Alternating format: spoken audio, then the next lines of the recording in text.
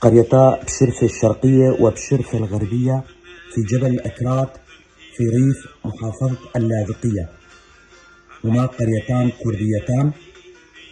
بالنسبة لقرية بشرفة الشرقية عائلاتها هما آل خالدو وآل زمو. آل خالدو هم أكثر من 100 عائلة، وآل زمو ما يقارب 30 عائلة. أما قرية بشرفة الغربية فهم عائلات قاسمو وزمو وحمادكو، يشتهرون بزراعة أشجار التفاح والزيتون والرمان والعنب، التين، الجوز واللوز والخوخ.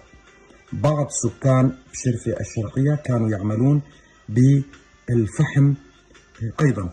هذه بعض المعلومات التي أرسلها لي أحد أبناء قرية بشرفة الشرقية، وأنا ألقيها بصوتي. أنا علي عبد الله كولو، محام من منطقة درباسية.